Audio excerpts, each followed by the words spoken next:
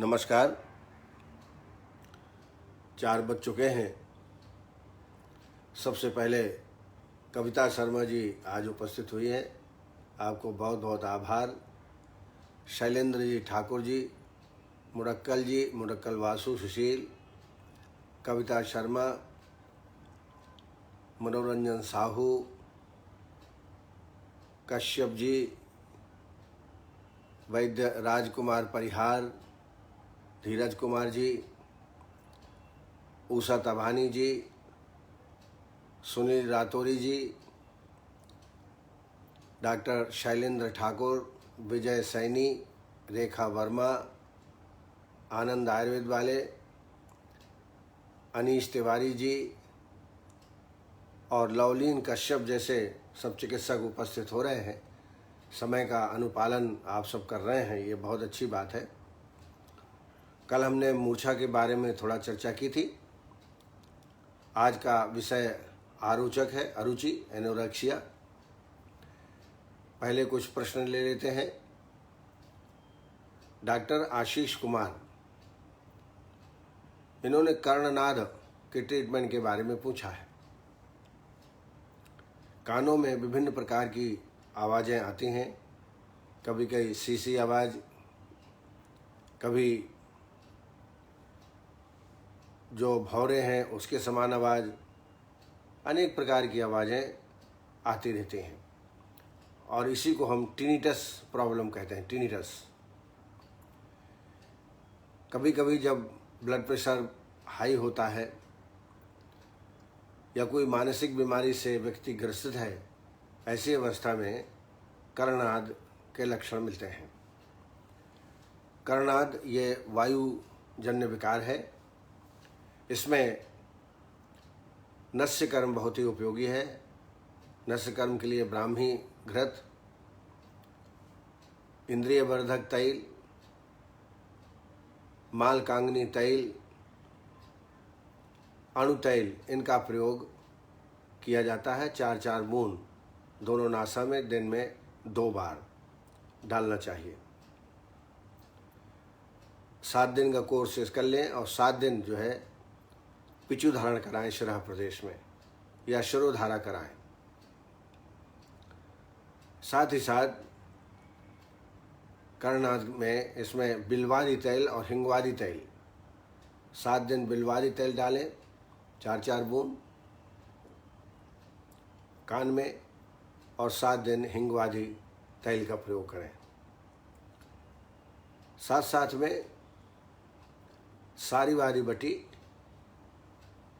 2 गोली दिन में 2 बार, यह भी इसके लिए बहुत ही उपयोगी है। कर्णनाद ज़्यादा हो तो इसमें योगेंद्र रस 60 मिलीग्राम, वातकुलांतक 60 मिलीग्राम, गिलोय सत्व 250 मिलीग्राम, ये दिन में 2 बार शहद के साथ इसका सेवन कराएं। डॉक्टर बलराज सिंह जी ने भी यही पूछा है, कान में सूं सूं जैसी आवाज़ आती है तो क्या करें। ये जो मैंने आपको ट्रीटमेंट बताया, एक तो नस्यकर्म स्नेह नस्य से, दूसरा कर्णपूरण हिंगवादी और बिलवारी तैल से 7-7 दिन, सारी वारी बटी 2-2 गोली दिन में 2 बार, और योगेंद्र वातकुलांतक गिलोय सत्व का योग जो मैंने बताया, ये पेशेंट को लगातार 1 महीने तक ट्रीटमेंट दें। इससे 100% पेशेंट को लाभ प्राप्त होगा। साथ ही ब्लड प्रेशर को कंट्रोल करें। यदि कोई कारण दिख रहा हो, ब्लड प्रेशर है, मानसिक रोग है, तो उनका भी साइड बाय साइड आपको चिकित्सा करनी पड़ेगी। रामकृष्ण शाह जी जो शिकागो से हैं और आयुर्वेद का प्रचार प्रसार यूएसए में बड़े बृहद स्तर से वो कर रहे हैं, उनको बहुत ही धन्यवाद कि वो प्रोग्राम को सुन रहे हैं। उन्होंने एक प्रश्न भी किया है, पंचकर्म से कॉन्स्टिपेशन कैसे कंट्रोल किया जा सकता है। कॉन्स्टिपेशन के लिए सबसे पहले हम त्रिफला घृत से आभ्यंतर स्नेहपान करते हैं। पहले दिन 30 ml, 60 ml, 90, 120, 150 ऐसे 5 दिन आभ्यंतर स्नेहपान प्रातःकाल खाली पेट में त्रिफलाघृत का सुखोष्ण करके और अनुपान उष्ण जल में सेवन कराते हैं। जब मल प्रवृत्ति शिथिल हो जाए, 2-3 बार होने लगे और मल में स्नेह आने लगे, तब तक हम ये स्नेह आभ्यंतर स्नेहपान कराते रहते हैं। सम्यक स्नेह लक्षण मिलने के पश्चात फिर उसमें एक्सटर्नल ओलिएशन और एक्सटर्नल फोमेंटेशन सर्वांग वाष्प से 3 दिन कराते हैं और उसके बाद विरेचन के लिए कुटकी 20 ग्राम, अमलतास गुदा 30 ग्राम और त्रिव्रत 30 ग्राम, छोटी हरड़ 20 ग्राम, इन सब को लेकर यव कूट करके काढ़ा बना ले 100 ml और इसमें 30 to 40 ml कैस्टर ऑयल मिला करके प्रातःकाल खाली पेट में सेवन कर लिया जाए। इसके सेवन करने से 1 घंटे के बाद मोशन चालू हो जाएगा। लगभग 15-20 मोशन शाम को 5 बजे तक होंगे। इससे पूरा पेट क्लियर हो जाता है। एक तो ये पंचकर्म से संबंधित ट्रीटमेंट हुआ, और वैसे अगर पंचकर्म आप नहीं करा पाते हैं तो एरंड भ्रष्ट हरित की अरंडी तेल से छोटी हरड़ को भूंज लीजिए, बारीक चूर्ण कर लीजिए, आधा चम्मच रोजाना शाम को लीजिए, इससे मोशन क्लियर होगा। अथवा प्रातःकाल 30 ml कैस्टर ऑयल और 30 ml दुग्ध मिला करके कोष्ण यानी उष्ण थोड़ा सा गर्म कर लीजिए और सुबह खाली पेट मल प्रवृत्ति के पश्चात इसका सेवन करें। अल्टरनेट रोज ना करें, 1 दिन के अंतर से, तो भी कॉन्स्टिपेशन में आपको आराम प्राप्त होगा। इसका प्रयोग आप घर में कर सकते हैं। डॉक्टर KN गंगवार, इन्होंने CKD में जलोदर की चिकित्सा के बारे में पूछा है। ब्लड यूरिया 46 है, सीरम क्रिएटिन 6.30 है और यूरिन प्रोटीन भी प्लस में है, यूरिन प्रोटीन भी निकल रहा है यूरिन में। आप जैसा जानते हो कि एसाइटिस जो है 3 कारणों से होता है। रुद्ध्वा सोदाम्बुवाहानि दोषाः स्रोतानि संस्थाः प्राणाग्नि अपानान संदोष जन्यत्रुणाम। प्राण से मतलब यहाँ हृदय से है, अग्नि से मतलब यहाँ लीवर से है, प्राणाग्नि अपानान और अपान से मतलब है किडनी का। अर्थात 3 मुख्य कारण जलोदर के होते हैं। ये परतंत्र जलोदर कहलाते हैं। परतंत्र, ये स्वतंत्र जलोदर नहीं है। स्वतंत्र जलोदर के कारण अलग है। परतंत्र में या तो हृदय विकृति हो या यकृत की विकृति हो या किडनी की विकृति हो तो जलोदर होता है। और स्वतंत्र में तो आभ्यंतर स्नेहपान करने के पश्चात तत्काल ज़्यादा मात्रा में पानी पी लिया जाए। ऐसे स्वतंत्र कारण आचार्य चरक ने सुश्रुत ने वर्णन किए हैं। यह स्नेह पीतो अनुवास्तो वांतो विरुक्तो अपि अथवा निरूढ़ा पिबेत् जलम शीतलम आजु तत्स्रोतांसि ही तद्वहानि स्नेहोपलिप्तिस्व अथवा वाप तेषु दगोदरम पूर्वत भूपैत स्निग्धम महतत् पर्वत नाभि समारितम पूर्णम इव मनाचा यथा धृति क्षुप्ते कमते शब्दायते चावि दगोदरम चत। यह स्वतंत्र जलोदर है।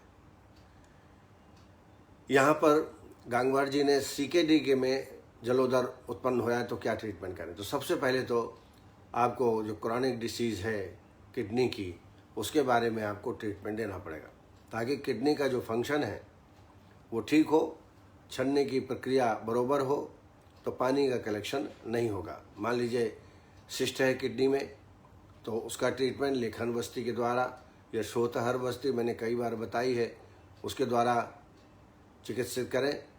और सीधा जलोदर में यदि आना है तो आपको मालूम है दोषात मात्रोपचार स्रोतो मार्ग निरोधनात् संवेत्रदम तस्मान नित्यमेव विरेचेत। नित्यमेव विरेचेत, जलोदर में या उदर रोगों में नित्यमेव विरेचेत, हल्का रेचन हमेशा देना चाहिए। वैसे भी लाइन ऑफ ट्रीटमेंट आप देखेंगे जलोदर का, तो वहाँ अपधातु यानी जलीयांश के विपरीत चिकित्सा करना है। इसके अलावा कटु, उष्ण, क्षार, मूत्र आदि के द्वारा चिकित्सा, दीपन, पाचन, ये चिकित्सा करना है। अपाम दोष हरण्यादो प्रद्याद उदको उदरई है मूत्र युक्तानि तीक्ष्णानि विविध क्षारवंतिजा। दीपनीय कफग्नि से तम हारी उपाचरित द्रव्यभ्यो चाउदकाद्यभ्यो नियच्छेद अनुपूर्वशाह। ये लाइन ऑफ ट्रीटमेंट है। इस दृष्टिकोण से इस पेशेंट में जलोदरारी रस 60 मिलीग्राम, श्वेत परपटी 250 मिलीग्राम, शोथारी लौह 250 मिलीग्राम, ऐसी दिन में 2 मात्राएं शहद के साथ देवें। इससे पतले मोशन 2-3 बार पेशेंट को होंगे और पेशाब की मात्रा भी इससे बढ़ेगी। इसके अलावा अश्वकंचुकी रस, अग्निकुमार रस, अश्वकंचुकी रस 60 मिलीग्राम, अग्निकुमार रस 125 मिलीग्राम और शोथारी लौह 250 मिलीग्राम, ये भी एक मात्रा सुबह शाम शहद के साथ आप दे सकते हैं।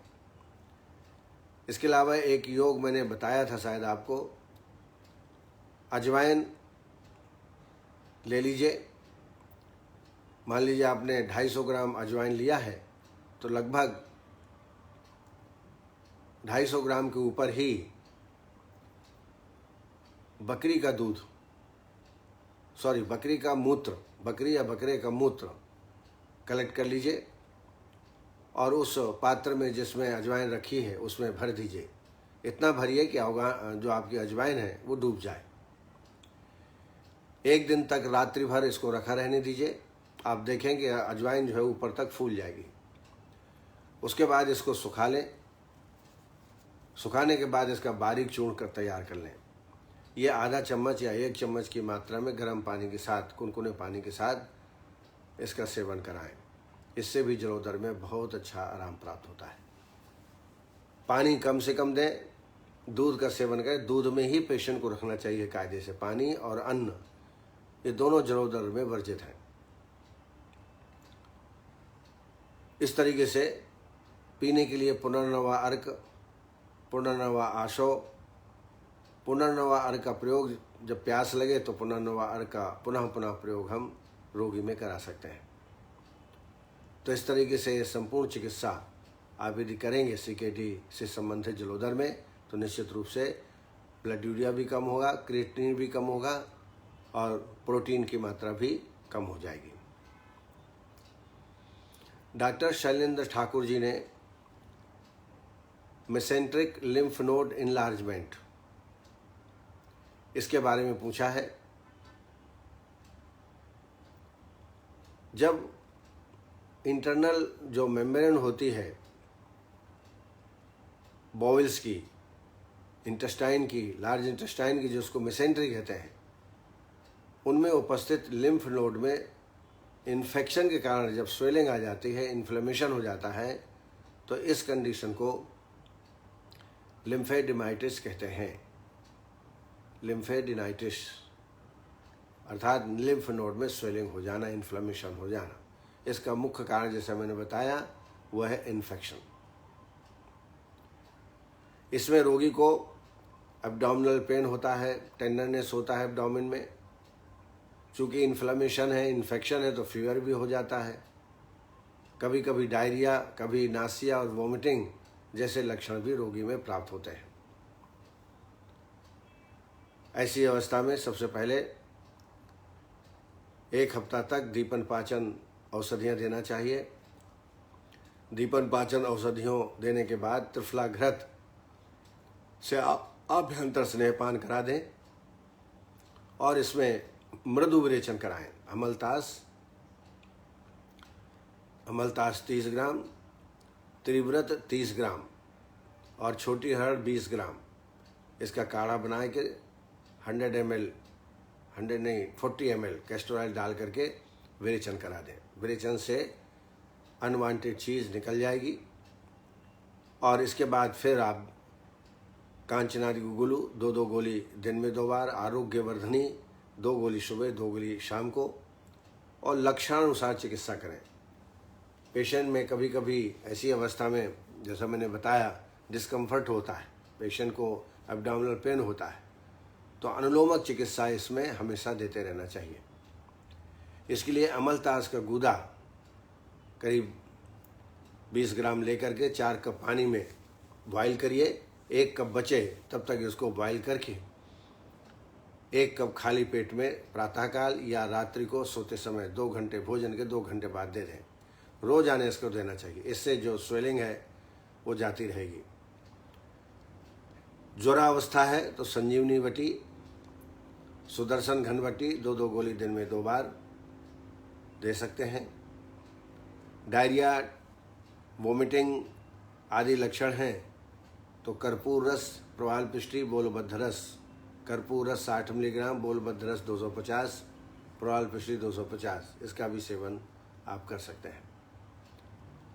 इसके अलावा निरंतर जो औषधि देना चाहिए वह है सूत शेखर रस 125 मिलीग्राम, प्रवाल पिष्टी 250 मिलीग्राम और शिलाज इत्यादि लोह 250 मिलीग्राम। ये सुबह शाम शहद के साथ निरंतर रोगी में देना चाहिए। लेकिन मृदु विरेचन करने के पश्चात, मृदु विरेचन कराने के पश्चात इसमें लाभ ज़्यादा प्राप्त, क्योंकि यह एक तरीके से एलोपैथिक में असाध्य व्याधि है, तो सावधानी पूर्वक चिकित्सा। मैं अभी 2 पेशेंट मेरे उज्जैन में हैं और स्वयं हार्ट स्पेशलिस्ट है, उनको हो गया है। 3 महीने के ट्रीटमेंट में जो उनको पेन होता था, भूख नहीं लगती थी, इर्रेगुलर बॉबल्स रहते थे, वो उनको ठीक हो गया है। तो लगातार यदि दवाई हम देते हैं विश्वासपूर्वक, तो ने पहले तो अपने को विश्वास होना चाहिए, फिर उसी प्रकार काउंसलिंग पेशेंट की करनी चाहिए। डॉक्टर कुश गौड़, इनका प्रश्न है, वमन के बाद गले में दर्द हो तो क्या करें? वास्तव में सही है, वमन कराते वक्त पेशेंट थक जाता है, बार बार उल्टी करने से, बार बार वमन करने से, बार बार अंगुली लगाने से या एरंड नाल लगाने से गले में दर्द हो जाता है। इसलिए पश्चात कर्म के रूप में धूम्रपान और गार्गलिंग, गर्म पानी और नमक से गार्गलिंग करने के लिए कहा है। एक इससे गले की सिकाई होती है और पेशेंट को आराम प्राप्त होता है। सबसे अच्छी चिकित्सा यही है कि रोगी को आराम करने दें। रेस्ट करेगा 1-2 घंटे, पेशेंट ठीक हो जाएगा। आवश्यकता पड़ने पर गर्म पानी का ही सेवन कराएं। इसके अलावा उच्चैर्भासम रतक्षोभम अतिचंक्रमासने अजीर्णा अहित भोज्य च दिवा स्वप्नम च मैथुनम, ये जो वर्ज्य विषय हैं जिसको हम अष्टदोष महाकर भाव बताया, अष्टमहादोषकर भाव, इनको त्याज करना चाहिए। इसके अलावा उष्णोदकोपचारी साध ब्रह्मचारी क्षपास्या शक्रन मूत्रो अनुदगार अनुदीनाश धारयत व्यायामम उच्चैर्वचनम क्रोध शौको हिमा तपौ वर्जयत प्रवातम च सेवे सैनासनम स्नेह पीत्वा नरा स्नेहम प्रतिभुंजान एवचा। तो वर्ज्य क्या है और क्या करना चाहिए, ये पेशेंट को आप निर्देश कर दें तो गले का दर्द जो है वो अपने आप ठीक हो जाएगा। लेकिन सबसे बढ़िया रेस्ट करना और गर्म पानी पीना और गर्म पानी और नमक का गार्गलिंग करना, ये सबसे बड़ी अच्छा ट्रीटमेंट है। डॉक्टर सोनल पटेल ने allergy in eye due to arthritis, अब ये अर्थराइटिस ये रूमेटॉइड है कि ऑस्टियोआर्थराइटिस है, ये इसमें स्पष्ट नहीं हो रहा है। जनरली आइज़ में एलर्जी का कोई केस हमने देखा नहीं है, लेकिन यदि फिर भी होता है तो आप जैसा कह रहे हो अर्थराइटिस की वजह से एलर्जी है, तो अर्थराइटिस का ट्रीटमेंट करिए। साथ ही साथ आँखों में त्रिफला जल से प्रक्षालन करें। दिन में 2 बार गुलाब जल और 2 बार आई टोन डालें और साथ साथ में हरिद्राखंड 1 चम्मच सुबह शाम को सेवन कराएं। ज़्यादा एलर्जी हो तो अर्टीप्लेस कैप्सूल 2 कैप्सूल सुबह शाम पेशेंट को दे सकते हैं। डॉक्टर नीलम शुक्ला, डॉक्टर नीलम शुक्ला जी का एक पेशेंट है, 24 साल का फीमेल, चेस्ट पेन होता है और ब्रीदिंग प्रॉब्लम है जब वो खाना बनाती हैं। अब चेस्ट पेन क्यों होता है, जैसे आपने बताया ब्रीदिंग प्रॉब्लम भी है, तो ज़्यादा ब्रीदिंग से भी चेस्ट पेन हो सकता है। इसके अलावा उसको बार बार खांसी तो नहीं आ रही है, ये भी देख लें। यदि खांसी आ रही है तो उसका ट्रीटमेंट करें आप। ब्रीदिंग प्रॉब्लम चलने फिरने से या खड़े रहने से या ज़्यादा बात करने से हो रही है तो ये तो क्षुद्र श्वास है, अपने आप ठीक हो जाएगा। और यदि ब्रोंकियल अस्थमा जैसे है तो फिर उसका अलग से ट्रीटमेंट आपको करना पड़ेगा। प्रारंभ में चेस्ट पेन के लिए और ब्रीदिंग प्रॉब्लम के लिए सेंधव नमक और तिली तेल करीब 50 ml लीजिए, सेंधव नमक 5 ग्राम डाल के उसको अच्छी तरह पका लीजिए और गरम गरम वक्ष प्रदेश में इसका अभ्यंग करिए हल्के हाथों से। अभ्यंग करने के पश्चात फिर इसमें नाड़ी श्वेत या पत्र पिंड श्वेत करें, इससे रोगी को निश्चित रूप से आराम होगा। इसके अलावा लाक्षादि गुल 2 गोली सुबह शाम को, सीतोपलादि चूर्ण 5 ग्राम दिन में 3 बार या 4 बार गर्म पानी के साथ दें। इसके अलावा एलादिवटी चूसनार्थ, यदि कफ जमा हुआ हो तो कफ निकल जाए तो चेस्ट पेन और ब्रीदिंग में आराम हो जाएगा। दूसरा, अजवाइन से सिद्ध पानी, करीब 20 ग्राम अजवाइन ले लीजिए, यौकुट करके 1 लीटर पानी में डाल के 1 बार बॉयल होने दीजिए। उसके बाद उसको छान लीजिए और इसको पानी बार बार पिएं, अजवाइन से सिद्धित। इससे दीपन पाचन होगा।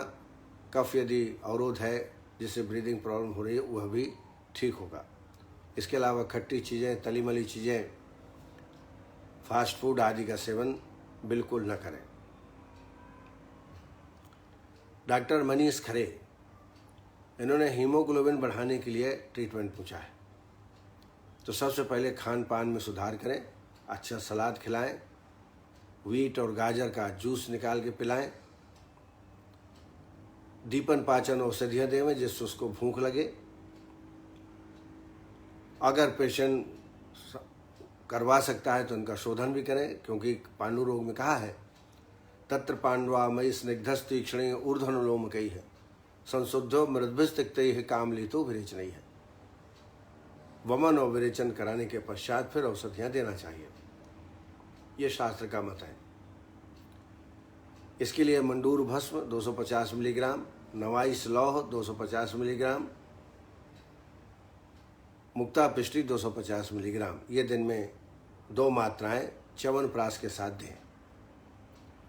द्राक्षासो और लोहासो, द्राक्षासो 2 चम्मच, लोहासो 2 चम्मच, 4 चम्मच पानी। भोजन के बाद इसका सेवन लगातार पेशेंट में कराएं। एक टैबलेट आती है अभ्रलौह, वो भी बड़ी श्रेष्ठ चिकित्सा है। अभ्रलौह 2 गोली सुबह 2 गोली शाम को, दोनों टाइम इसका सेवन कराएं। साथ में हरी सब्जियां, खासतौर से पालक का सेवन ज़्यादा करें।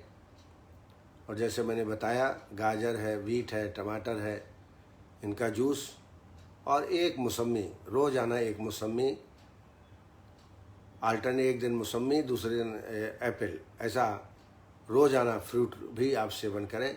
इससे हीमोग्लोबिन निश्चित रूप से बढ़ेगा। खास तौर है कि दीपन पाचन, भूख अच्छी लगना चाहिए, खाना अच्छा आप खाएं, ज़्यादा तला मला न खाएं, इससे निश्चित रूप से हीमोग्लोबिन बढ़ जाएगा। गाल ब्लैडर स्टोन के संदर्भ में जो मैं योग हमेशा आपको बताता हूँ कि उसमें कुटकी है, गोक्षुर है, ककड़ी बीज है, शतावरी है, इनका चूर्ण बना करके 1-1 चम्मच 2 या 3 बार लेना है। प्रैक्टिकली उसमें कुटकी चूर्ण होता है, उसको लेने से पेशेंट को बहुत तकलीफ होती है। कई चिकित्सकों ने पूछा है कि क्या कोई कंपनी है कि ये आपके योग का टैबलेट बनाती हो, तो मैंने एक बार शायद अपने लेक्चर में कह दिया था कि हाँ ये कंपनी है। तो मेरे पास कई चिकित्सकों का फ़ोन आया है, तो मैं आपको नंबर दे रहा हूँ। उस टैबलेट का नाम है GS tripsy, tablet GS tripsy, TRIPSY। GS means gall bladder stone और ट्रिप्सी माने छूटना, ये उसका नाम है। जो कंपनी को देखते हैं वो है डॉक्टर नवाब जी, और टेलीफोन नंबर उनका है 9425092784। फिर से मैं रिपीट कर रहा हूँ, 9425092784 नवाब। आप इनसे बात कर लीजिए, वो आपको पार्सल के द्वारा ये GS ट्रिप्सी जो गाल ब्लैडर स्टोन के लिए है, अगर 7 mm के नीचे है तो निश्चित रूप से निकल जाती है, लेकिन फिर भी 10 mg तक, अगर 10 mm तक है तो भी गाल ब्लैडर स्टोन ठीक हो जाता है। 2 TDS लीजिएगा, 2 गोली दिन में 3 बार। और बीजी वाली चीज़ें जैसे टमाटर है, बैगन है और पालक की सब्जी है, ये बिल्कुल बंद कर दें। बहुत ज़्यादा तली मली हल्का खाना खाएं और पेट साफ रहे, ये ध्यान रहे। पेट साफ ना हो तो रात्रि में हरित की चूर्ण आप रात को ले लें। और बाकी 2 TDS, 2 सुबह, 2 दोपहर, 2 शाम को इस टेबलेट का सेवन करेंगे, निश्चित है गाल ब्लैडर स्टोन में विदिन 2 मंथ, 1 महीने के अंदर अंदर धीरे धीरे 2 महीने के अंदर पूर्णतः साफ हो जाता है। मैंने इसे कई पेशेंट में देखा है, तो यहाँ से आप उसको मंगा सकते हैं। हमारे चिकित्सक वृंद जो रोज़ जुड़ते हैं, बहुत ही सम्मान देते हैं, उन सबको मैं हार्दिक अभिनंदन कहूँगा। डॉक्टर रामकृष्ण शाह ये बहुत ही उत्साही और आयुर्वेद का प्रचार प्रसार पूरे विदेशों में कर रहे हैं, UNA में कर रहे हैं, शिकागो में कर रहे हैं। उनको नमस्कार। डॉक्टर नवीन जोशी जो इस कार्यक्रम का संचालन कर रहे हैं और नित्य प्रतिदिन YouTube में ये लेक्चर डाल देते हैं, ताकि यदि कोई व्यक्ति नहीं सुन पाता है तो YouTube में सर्च करके आप प्रोग्राम को देख सकते हैं। डॉक्टर विकास महाजन, डॉक्टर सुनील रातौरी, आप सर्वश्रेष्ठ व्यूअर दर्शक हो गए हैं, आपको बहुत बहुत बधाई। Manoranjan Sahu ji, Kavita Sharma, Rekha Verma, Shailendra Thakur ji, Yogendra Mahajan, doctor Santosh Singh, Ashutosh Kumar, doctor Anju Katare, doctor Reena Sharma, doctor Vijay Saini, Mukesh Tiwari, doctor Ranjeev Kumar, Vineshwari Srivastava, Rupali Deshmukh, Bharat Thok, Mukambika Rachna, Anand Ayurveda, doctor Sunil Patidar, Bhanu Pratap Singh Yadav, Anirudh Prajapati, Rakesh Kumar Singhal, Savita Patel ji, Shubham Jain ji, Gaurav Pardhi, doctor Mudukkal Vasu Sushil, Aditi Tripathi, Shilpa पालस्कर, Mandeep Shukla, Arun Sharma, Pankaj Shukla, doctor विकास चौधरी, वंदना पाठक जी, नीलेश निगम, राजेश सक्सेना, डॉक्टर संध्या पांडे जी, निर्मला स्वाल, इनके बहुत अच्छे रिस्पांस आते हैं। आप नेपाल में हैं और बहुत एक्टिव पर्सनालिटी हैं। मुकेश तिवारी, रूपाली देशमुख, मनोरंजन साहू, डॉक्टर सुनील पाटीदार, परेश मन्या, शैलेश भलाला, ज्योतिबाला डामोर, शैलेंद्र ठाकुर, ये ऐसे सुधी चिकित्सक हैं कि कार्यक्रम को बड़े अच्छी तरह सुनते हैं और उसका अनुपालन करने का भी प्रयास करते हैं। ये सबसे बड़ी बात है। अब आइए, एनोरेक्सिया जिसको अरुचि या आरोचक भी कहा जाता है, उसके संदर्भ में आज हम चर्चा करेंगे, क्योंकि ये बहुत ही आम व्याधि है। कई लोगों के पास खाना बहुत अच्छा है, सब चीज़ें हैं, लेकिन भूख ही नहीं लगती, या यूँ कहें कि रुचि नहीं लगती, खाने की इच्छा ही नहीं होती, या खाने के प्रति द्वेष उत्पन्न होने लगता है। ऐसे कई रोगों में होता है और कई लक्षण, ये रोग भी है और लक्षण भी हैं। आरोचक का बहुत ही संक्षिप्त विवरण संहिताओं में प्राप्त होता है। अरुचि लक्षण के रूप में अनेक व्याधियों में यह पाया जाता है। चरक ने चिकित्सा स्थान 26 में इसका वर्णन किया है। सुश्रुत ने निदान संप्राप्ति लक्षणों का स्वतंत्र रूप से वर्णन किया है। चरक ने भी स्वतंत्र रूप से वर्णन किया है, लेकिन संक्षिप्त में। भोजन की इच्छा न होना अरुचि है। और अरुचि रस प्रदोषज विकार है। अरुचि में मुख्यतः कफ एवं रस धातु की दृष्टि होती है।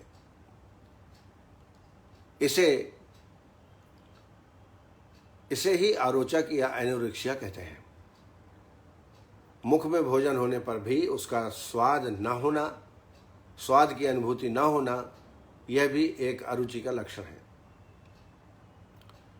अरुचि, आरोचक, भक्तद्वेष, भक्तोपघात, अभक्त छंद, अनन्नाभिलाषा आदि आरोचक के पर्यायवाची हैं। आइए निदान समझें। तो इस निदानों में त्रिदोष प्रकोपक आहार विहार का सेवन, शोक, भय, लोभ, मनोनुकूल भोजन न होना, विशिष्ट गंध एवं रूप की प्राप्ति से आरोचक रोग हो जाता है, आरोचक रोग की उत्पत्ति होती है। ये मुख्य कारण है। संप्राप्ति देखें, सुश्रुत अनुसार निदानों के सेवन से प्रकोपितवादी दोष तथा शोक, भय, क्रोधादि आदि मानसिक कारणों से अन्नवह स्रोतस्थ तथा हृदय में दोष वृद्धि होकर अरुचि की उत्पत्ति होती है। आचार्य चरक ने और सुश्रुत ने 5 भेद बताए हैं। वातज, पित्तज, कफज, सन्निपातज, आगंतुज या मनोअभिघात जन्य आरोचक। ये 5 भेद हैं आरोचक। वातज, पित्तज, कफज, सन्निपातज, आगंतुज या मनोअभिघात। ये चरक और सुश्रुत ने दोनों ने ही 5 भेद बताए हैं। आइए दोषानुसार लक्षणों का अवलोकन करें ताकि चिकित्सा में हमको व्यवस्था अच्छी मिले। वातज आरोचक के लक्षण हैं दंत हर्ष, मुख का कसैलापन, हृदय प्रदेश में शूल और स्वाद की कमी। ये मुख्य लक्षण वातज आरोचक में प्राप्त होते हैं। पित्तज आरोचक, मुख का स्वाद कटु, अम्ल, लवण की अनुभूति होना, मुख में विरसता अर्थात स्वाद का ज्ञान न होना, मुख से खट्टी गंध का आना, हृदय प्रदेश में दाह की अनुभूति, मूर्छा, तृष्णा आदि लक्षण पैत्तिक आरोचक में उत्पन्न होते हैं। अब आइए कफज आरोचक को देखें। मुख का स्वाद मधुर और लवण जैसा लगेगा, लालास्राव अधिक मात्रा में निकलेगा, गौरवता, शैत्यता और विबंध यानी कॉन्स्टिपेशन, ये मुख्य लक्षण हैं कफज आरोचक के। सन्निपातज आरोचक, इसमें मुख का स्वाद अनेक रसों वाला और पीड़ा की अनुभूति होती है इसमें। आगंतुज आरोचक में मुख का स्वाद सामान्य, अति व्याकुलता होना, मूर्छा और अरुचि अनुभव होना। साध्य साधता में ये सुख साध्य है। अब आइए चिकित्सा के बारे में थोड़ा चर्चा करें। तो सर्वप्रथम निदान परिवर्जन, जिसकी वजह से भोजन की रुचि नहीं है, आरोचक उत्पत्ति हो रही है, उन कारणों को दूर करना है। जैसे विरुद्ध आहार विहार का सेवन न करना, जो दोष प्रकोपक कारण हैं उनका सेवन न करना। तो पहले निदान परिवर्जन। दूसरा सत्वाजय चिकित्सा, मानसिक चिकित्सा, क्योंकि क्रोध, शोक, भय इनके कारण जो है आरोचक उत्पन्न होता है, तो वहाँ सत्वावजय चिकित्सा पेशेंट में करना चाहिए। इसके अलावा मनोनुकूल भोजन, मन के अनुसार, मान लीजिए पेशेंट को खिचड़ी की आवश्यकता है तो बढ़िया अदरक का बघार लगा के, लौंग डाल करके और मनोनुकूल भोजन बनाएं। मन प्रसन्न रखना चाहिए, आश्वासन देना कि तुम बिल्कुल ठीक हो जाओगे, ये खाना खाओ, बहुत अच्छा है। इसके अलावा कवल धारण करने के लिए विशिष्ट चिकित्सा चरक ने बताई है। बहुत सारे कवल धारण करने से, कवलों के विशेष योग दोषानुसार आचार्य चरक ने उल्लेख किया, जो हम आगे चर्चा करेंगे। मुख का धावन औषधियों के द्वारा, धूम्रपान, जो वर्ती हम बनाते हैं धूम्रपान की, वो धूम्रपान सामान्यतः यव को घृत में भिगो कर रात्रि में रख दें और फिर दूसरे दिन सिगार में रख करके धूम्रपान का सेवन करें। इससे भी भूख की वृद्धि होती है, अरुचि जो मन में है वो दूर होती है। अगर वातज आरोचक है तो इसमें वस्ती देना चाहिए। वस्ती में पंचकोल के द्रव्य इनका काढ़ा बना लीजिए और इससे वस्ती दीजिए। पित्तज व्याधि में विरेचन, पंचतिक्त घृत से आभ्यंतर स्नेहपान करा के विरेचन करा दीजिए। कफज आरोचक है तो वमन, आभ्यंतर स्नेहपान पंचतिक्त घृत से और फिर वमन करा दीजिए। और यदि आगंतुज है तो मनोनुकूल, उसके मन के अनुसार, क्योंकि आगंतुज जो है वो मानसिक कारणों से ज़्यादा होता है, इसलिए मानसिक कारणों की चिकित्सा मनोनुकूल भोजन पेशेंट को देना चाहिए। मुख को धावन करने के लिए, धोने के लिए अंदर, जिसको हम कवल ग्रह कहते हैं, गंडूस में धारण करना है, कवल में घुमा के बाहर निकाल देना है, उसको मुख धावन कहते हैं। मुख धावन के लिए त्रिफला, पाठा, मुनक्का और चमेली के पत्ते, त्रिफला, पाठा, मुनक्का, चमेली के पत्ते, इनको बराबर मात्रा में मिला करके काढ़ा बना लीजिए, करीब एक गिलास, और उसमें 2 चम्मच करीब 20 ग्राम मधु मिला करके और मुख को बार बार कवल से उसको प्रक्षालन करने के पश्चात फिर मुख शोधनार्थ कवल ग्रह कराएं। कवल ग्रह माने ग्रह शब्द है तो यहाँ आप गंडूस समझिए। वातज यदि आरोचक है तो इसमें कूट, काला नमक, जीरा, शक्कर, मरीच, विट नमक, इनको संभाग लेकर के और क्वाथ बना लें, करीब 1 गिलास 200 ml, और इसमें मधु 20 ml डाल करके और इससे कवल धारण कराएं, अर्थात गंडूस धारण कराएं। अगर पैत्तिक आरोचक है तो आंवला, एला, पद्माख, पिपली, कमल, रक्तचंदन, इनका कषाय बना लें, काढ़ा बनाएं और मधु 20 ml और तिली तेल 20 ml डाल करके इससे गंडूस धारण कराएं। अब ये मैं यहाँ और स्पष्ट करना चाहूँगा कि मान लीजिए मैंने आंवला, एला, पद्माख, पिपली, कमल, रक्तचंदन ये सब बताया, पद्माख नहीं मिला तो कोई बात नहीं, 1-2 औषधि नहीं मिलती हैं तो भी आप इनका प्रयोग करें। कफज आरोचक है, कफज आरोचक में लोध्र, तेजपत्र, बड़ी हरितकी, त्रकटु और यवक्षार, इनका काढ़ा बना लीजिए। फिर उसमें यवक्षार, मधु और तैल, यवक्षार 5 ग्राम, मधु 10 ग्राम या 20 ml और तैल 20 ml, इनको मिला करके गंडूस धारण कवल ग्रह कराएं। इससे रोगी को तत्काल आराम प्राप्त होता है। सन्निपातक आरोचक, जब समझ में नहीं आए कौन सा दोष है तो सन्निपात समझना चाहिए। इसमें अदरक, अनार, जीरा और शर्करा, अदरक, अनार, जीरा और शर्करा, अदरक, अनार और जीरा, इनका कषाय तैयार कर लें। फिर इसमें शर्करा 10 ग्राम, मधु 20 ग्राम, तैल 20 ml मिला करके और कवल धारण कराएं। इसके अलावा एक शरबत है शर्करा और नींबू का। ये शरबत जो है रोगी में थोड़ा लौंग और मरीच मिला करके सेवन कराएं। लवंग और मरीच ये डाल करके अब विधिवत शरबत बना करके सेवन करें, इससे भी रुचि बढ़ती है। इसके अलावा एक गुटिका का निर्माण करें। बहुत कम दवाइयाँ हैं, मगरैला, मरीच, जीरक, द्राक्षा और दाडिम बीज। मगरैला, मरीच, जीरक, द्राक्षा, दाडिम बीज सौंचर नमक और गुड़, सौंचर नमक और गुड़ शहद मिला करके इसकी बटी का निर्माण कर लें, गुटिका का निर्माण करें और इस गुटिका को भोजन के आधा घंटे पहले आप सेवन करें तो इसमें क्षुधा में वृद्धि होगी, रुचि भी जागृत होगी।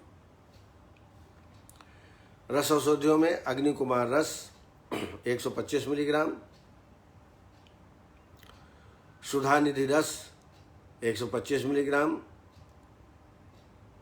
अष्टांग लवण 2.5 ग्राम, इनको मिला करके दिन में 3 बार इसका सेवन करें भोजन के कम से कम 2 घंटे पहले। आप देखेंगे कि इसमें रुचि पेशेंट में बढ़ेगी। इसके अलावा रोचक चूर्ण, एलादी चूर्ण, इनका भी आप सेवन कर सकते हैं। बटियों में चित्रकारी बटी, गंधक बटी, हिंगवादी बटी, चित्रकारी बटी, गंधक बटी और हिंगवादी बटी क्रमशः इनका सेवन करें। चूर्ण में लवण भास्कर 5 ग्राम दिन में 2 बार। दाढ़ीमाष्टक चूर्ण ये बहुत ही अच्छा है, दाढ़ीमाष्टक स्वाद में भी अच्छा है और इससे रुचि तत्काल उत्पन्न होने लगती है। अष्टांग लवण ये भी दीपन पाचन है, बहुत अच्छा रुचिकारक है। और भोजनाग्रे सदा पथ्यम लवणाद्रक भक्षणम, लवण और अदरक इसकी चटनी बना करके भोजन के पहले या भोजन के साथ साथ आप सेवन करेंगे तो इससे भी रुचि बढ़ती है और पेशेंट में भूख की प्रवृत्ति बढ़ती है। तक्र का सेवन, जीरा अजवाइन डाल करके तक्र का सेवन भी भोजन के बाद करें या प्रातःकाल सेवन करें, इससे भी रुचि पेशेंट में बढ़ती है। दूसरा, मनोनुकूल भोजन, ये बहुत जरूरी है। चित्रवित्र आहार बनाना चाहिए। बस ये ध्यान रखें कि ज़्यादा तली वाली चीज़ें न हो, बहुत गरिष्ठ भोजन न हो, मिर्ची आदि का सेवन इसमें बिल्कुल न करें और नींबू का सेवन, नींबू और हींग ये दोनों मिलाकर भी सेवन कर सकते हैं। नींबू को दाल में डाल करके भी सेवन कर सकते हैं, इससे पेशेंट में रुचि बढ़ती है। तो इस तरीके से आज हमने आरुचक के बारे में आपसे चर्चा की। कल फिर इसी वक्त 4 बजे आपके सामने उपस्थित होंगे एक दूसरा विषय लेकर। तब तक आप सबको नमस्कार और जय आयुर्वेद।